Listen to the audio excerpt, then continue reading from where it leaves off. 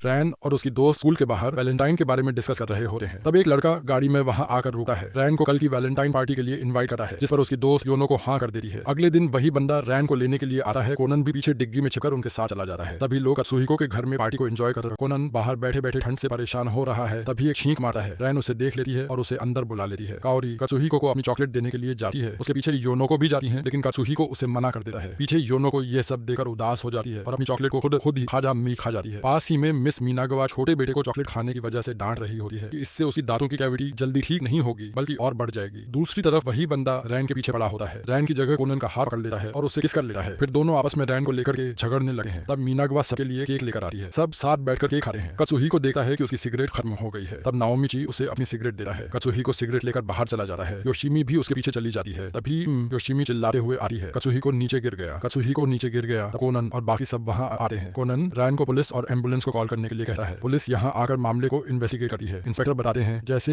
ही उसने तुम्हारी चॉकलेट खाई, एग्रीकल्चरल केमिकल्स की वजह से फूड पॉइजनिंग के कारण उसकी मौत हो गई, जिस पर योशिमी ये मानने से इनकार कर देती है। कोनन सोचने लगा है, सबने एक जैसा नाश्ता किया, एक जैसा खाना खाया, फिर अगर खाने से किसी को कुछ होता तो सबको होता। तब कोनन नाओमिची की तरफ देखकर कहता है, इंस्पेक्टर उस जगह पर सिगरेट भी तो थी, क्या उसे जहर देकर नहीं मारा जा सका? तब इंस्पेक्टर उसकी जांच करने के लिए कहते हैं। तभी नाओमिची यह एक्सेप्ट कर लेता है कि उसी ने सिगरेट के फिल्टर में जहर लगाकर उसको दिए थे, क्योंकि वह उसे बहुत परेशान करता था, उसकी हर जगह बेइज्जती करता था, वह उससे छुटकारा पाना चाहता था। कोनन की नजर किचन में मिस मीनागवा की तरफ जाती है, जो इस वक्त बर्तनों को धो रही है। कोनन सोचता है ऐसी सिचुएशन में भी इनको बर्तन धोने की पड़ी है, और तभी कोनन समझ जाता है कि आखिर यह मर्डर किसने किया। कोनन मोरी को अपनी एनेस्थेटिक गन से बेहोश करता है और उसकी आवाज में सबको बताता है कि असली खूनी कोई और नहीं बल्कि कत्सुहिको की मां है। तभी लोग यह सुनकर हैरान हो जाते हैं। कोनन सबको समझाता है, मीनागवा ने जो कॉफी सर्व की उसमें जहर था और जो केक सर्व किया उसमें एंटीडोट था। जब सब मजे से खा रहे थे तब उनके बेटे ने भी वो कॉफी पी ली थी। तब जल्दबाजी में उसकी मां ने उसको केक खिला दिया था, यह जानते हुए कि उसके दांतों में कैविटी है, क्योंकि जहर का एंटीडोट देना जरूरी था। मीनागवा यह सब मानने से इनकार कर देती है। तब कोनन बताता है, तुमने बेशक बर्तन जल्दी में धो दिए हो, लेकिन उनका डिटेल एग्जामिन किया जाए तब भी कॉफी के कप से जहर के ट्रेस मिल जाएंगे वहाँ, नहीं तो सिंक के पाइप में तो जरूर मिलेंगे। और सबसे पहले डेड बॉडी के पास तुम ही पहुंची थी और तुमने उस चॉकलेट को जहर वाली चॉकलेट से बदल दिया, ताकि सबको यह लगे चॉकलेट खाने से उसकी मौत हुई है और तुमने उसे अपने कपड़ों में छुपा लिया। लेकिन चॉकलेट पिघलने की वजह से उसके निशान तुम्हारे कपड़ों पर आ गए। मिस मीनागवा कहती है, आखिर मैं अपने बेटे को क्यों मारूंगी? तब काओरी बताती है, वह तुम्हारा असली बेटा था भी नहीं, उसके पेरेंट्स तो 7 साल पहले ही गुजर गए थे। उसके बाद उसके पापा की बहन ने उसे अडॉप्ट कर लिया था। मीनागवा फाइनली ये एक्सेप्ट कर लेती है कि उसकी प्रॉपर्टी को हथियाना के लिए उसने यह सब किया था, ताकि अपने बच्चों को एक अच्छा भविष्य दे सके।